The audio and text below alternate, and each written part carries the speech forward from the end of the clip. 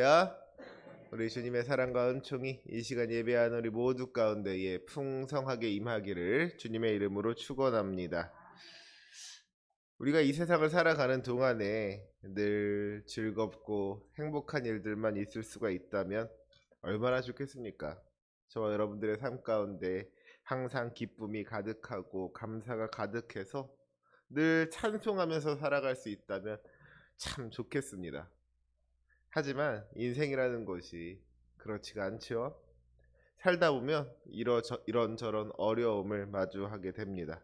육체적인 어려움이든지 경제적인 어려움이든지 혹은 어떤 관계로 인한 어려움이든지 우리가 생각하지도 못했던 곳에서 우리를 괴롭게 하고 힘들게 하는 그런 고난과 역경이 자꾸만 찾아온다는 거예요.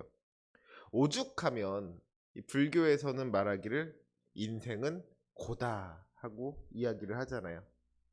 사는 게 힘들고 괴롭다고 해서 불평할 것이 없다. 인생은 원래가 괴로운 것이다. 인생은 고다. 그러니까 그것을 받아들여라. 그래야 오히려 행복할 수가 있다. 뭐 이런 이야기를 하더라는 것이죠.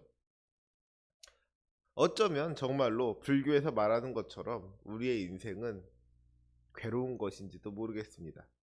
하지만 분명한 것은 그렇게 인생이 괴로운 것이라고 해서 그 괴로움을 받아들이는 게 답은 아니라는 거예요. 원래 세상이 다 그런 거라고, 원래 인생이 다 그런 거라고 그냥 그렇게 인정하고 받아들이는 것이 어떻게 답이 되겠습니까? 힘들고 아픈 사람한테 원래 인생이 그렇게 힘든 거라고 원래 인생이 그렇게 아픈 거라고 그러면 그냥 계속 힘들고 아프라는 이야기밖에 안 되는 거잖아요. 내가 지금 너무나도 슬프고 외로운데 원래 인생이 다 그런 거라고 남들도 다 그렇게 산다고 하는 게 무슨 위로가 되겠습니까? 문제가 있으면 그 문제를 풀어야 하는 거예요. 그냥 저기에 문제가 있구나 하고 넘어가면 안 된다는 것이죠. 넘어졌으면 일어나야 하는 것이고 다쳤으면 고쳐야 하는 것입니다. 그런데 문제는 우리가 우리의 힘으로 우리 인생의 문제들을 해결할 수가 없다는 거예요. 일어나려고 해도 일어나지지를 않으니까 그냥 주저앉은 채로 거기에 적응하면서 살아가는 겁니다. 뭔가 문제가 있다는 것은 아는데 답을 모르니까 해결을 하지 못하는 거예요. 하지만 그것이 답이 없다는 것을 의미하는 건 아니죠. 모든 문제에는 답이 있기 마련입니다. 우리 인생의 문제에도 분명한 답이 있습니다. 그것이 뭐예요? 바로 우리 하나님을 의지하는 것입니다. 내 힘과 지혜와 능력을 가지고 문제를 해결하려고 하니까 문제가 해결되지를 않는 거예요. 우리 하나님이 아니라 다른 엉뚱한 것에서 답을 찾으려고 하니까 답이 나오지를 않는 겁니다. 우리가 하나님을 의지할 때에 주님께서 우리의 모든 문제를 해결하여 주실 줄로 믿습니다. 넘어진 우리를 일으켜 세워 주시고 다친 우리를 고쳐 주십니다. 우리의 눈물을 닦아 주시고 우리의 친구가 되어 주십니다. 우리의 필요를 아시고 그 필요를 채워 주시는 주님. 우리의 갈 길을 인도하시며 우리와 함께 동행하시는 주님을 의지할 때에 우리 인생의 모든 문제가 다 해결될 줄로 믿습니다. 사랑하는 우리 성도 여러분, 인생이 답답하십니까? 하나님이 답입니다. 우리 한번 다 같이 한번 고백해 볼까요? 하나님이 답입니다. 아멘. 이 새벽 우리의 모든 문제들을 우리 주님께 내어 맡길 수 있었으면 좋겠어요. 간절한 기도로 주님 앞에 나아갈 때에 주님께서 그 기도 들으시고 응답하여 주실 것을 믿습니다. 이 시간 우리 주님을 의지하는 모든 성도들에게 주님의 크신 은혜가 임하기를 주님의 이름으로 축원합니다. 오늘 우리가 읽은 시편 61편에는 주님을 향한 다윗의 간구가 기록되어 있습니다. 1절을 보면 하나님이여 나의 부르짖음을 들으시며 내 기도에 유의하소서 하면서 다윗이 주님을 찾고 있는 것을 보게 되죠. 이어지는 본문 2절을 보면 다윗이 주님을 찾는 이유가 무엇인지를 우리가 알 수가 있습니다. 우리 2절 말씀 같이 한번 읽어볼까요? 2절입니다. 시작. 내 마음이 약해질 때에 땅끝에서부터 주께 부르짖으오리니 나보다 높은 바위에 나를 인도하소서. 아멘. 뭐 때문인지는 정확하게 알 수가 없지만 지금 다윗에게 뭔가 어려움이 찾아온 거예요. 그래서 다윗의 마음이 약해진 겁니다. 이 사람이요, 몸이 약해져도 마음이 강하면 이겨낼 수가 있습니다.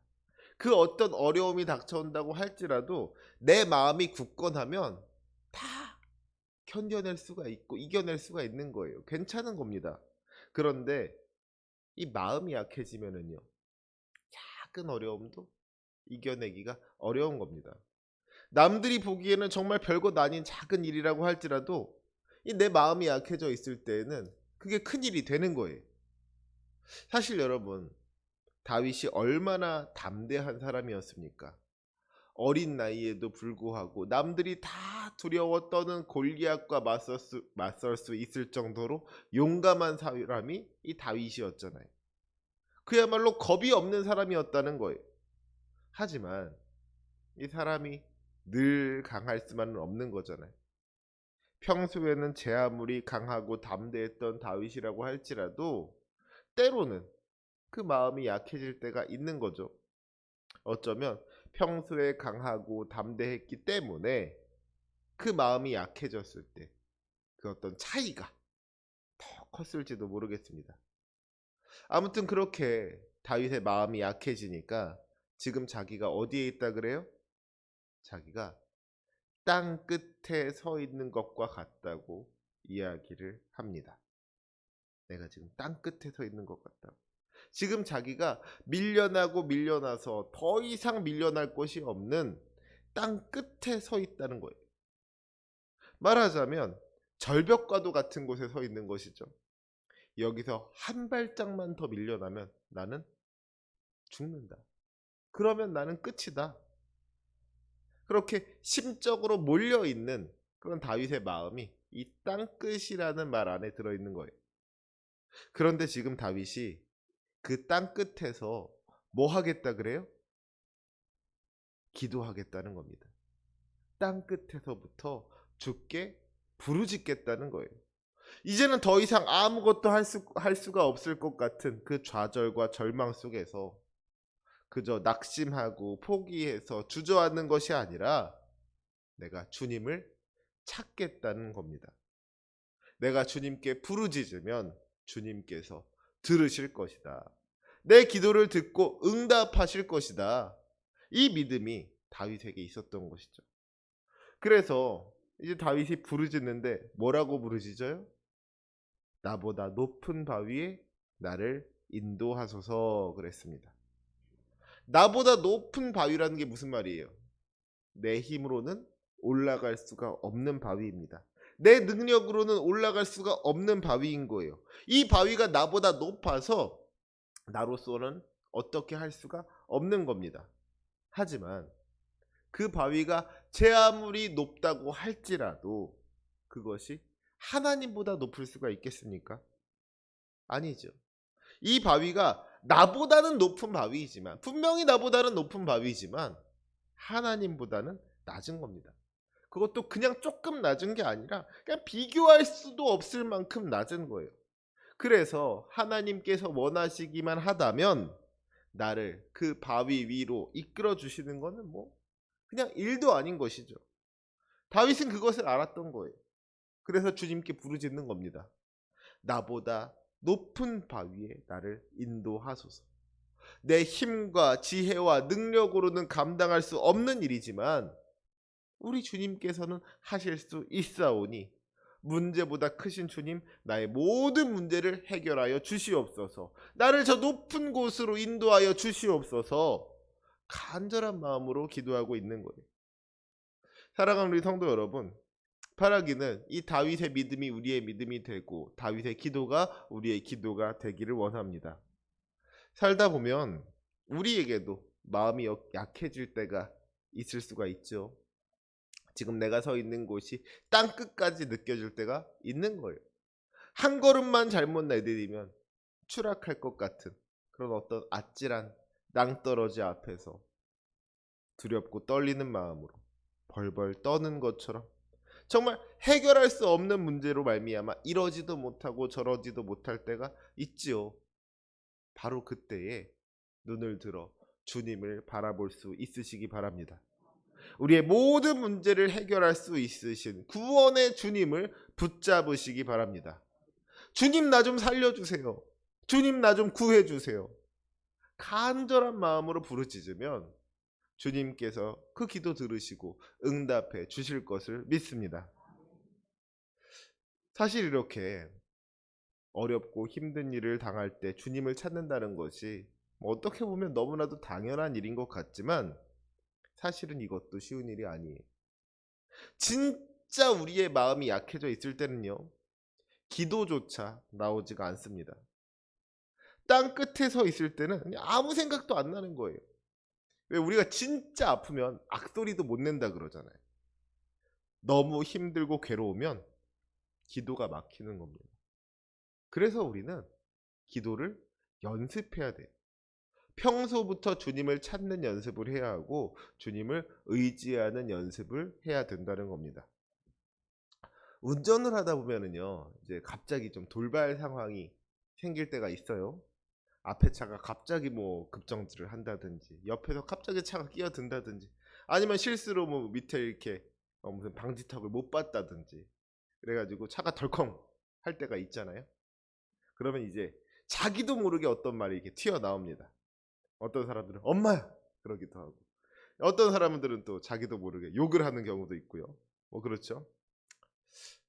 근데 제가 예전에 이제 교회차를 운전하다가 보니까 기도 많이 하신 우리 권사님들은 그런 때도 아이고 주여 하시더라고요. 부끄러운 이야기지만 한 번은 차가 덜컹 하는데 저도 모르게 어이씨 그런 거예요.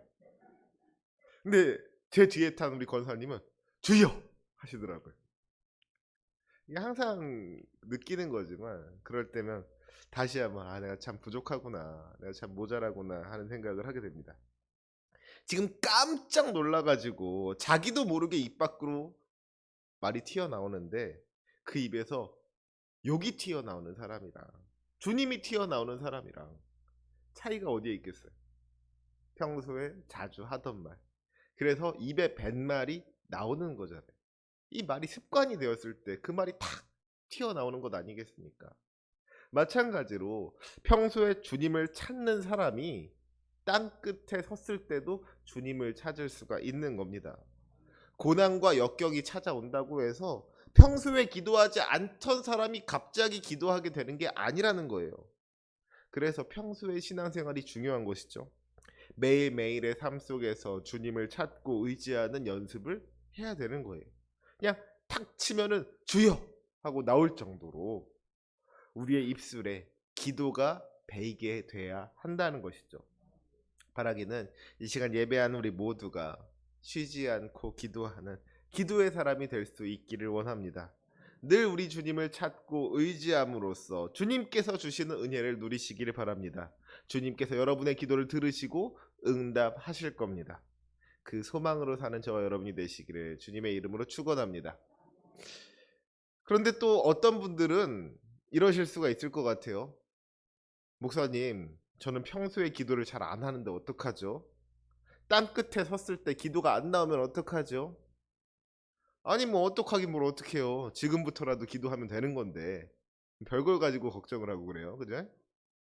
하지만 혹시라도 이런 걱정하고 계신 분이 있다면 이 고린도전서 8장 26절의 말씀을 붙잡을 수 있으시길 바랍니다. 이와 같이 성령도 우리의 연약함을 도우시나니 우리는 마땅히 기도할 바를 알지 못하나 오직 성령 말할 수 없는 탄식으로 우리를 위하여 친히 간구하시느니라. 우리가 너무나도 힘이 들고 괴로워서 아무것도 생각나지 않고 아무것도 하지를 못할 때, 그래서 우리의 기도가 멈춘 바로 그 순간에도 주님께서는 우리를 위해서 기도하고 계신다는 거예요. 내가 기도하지 못하더라도 주님께서는 나를 위해서 기도하고 계신다는 겁니다. 얼마나 감사한 일이에요. 그것이 우리 주님의 사랑이고 또 우리 주님의 은혜인 것이죠. 우리가 주님께로 나아가지를 못하니까 주님께서 우리를 찾아와 주셨잖아요. 그것이 예수님의 성육신 사건이고 또 십자가 사건인 것이죠. 지금도 우리 주님께서는 그 사랑으로 우리와 함께하고 계시는 줄로 믿습니다. 그것이 우리에게 있어서 소망이 되는 거예요. 우리는 쉬지 않고 기도하지 못하지만 주님께서는 우리를 위해서 쉬지 않고 기도하고 계시는 줄로 믿습니다. 졸지도 아니하시고 주무시지도 아니하시는 주님께서 지금도 우리를 위해서 기도하고 계시다는 거예요. 그 기도의 능력이 있기 때문에 우리가 오늘도 살아갈 수 있는 줄로 믿습니다. 그 은혜를 기억하면서 오늘도 믿음으로 살아갈 수 있는 저와 여러분이 되시기를 주님의 이름으로 축원합니다. 아멘. 기도하시겠습니다.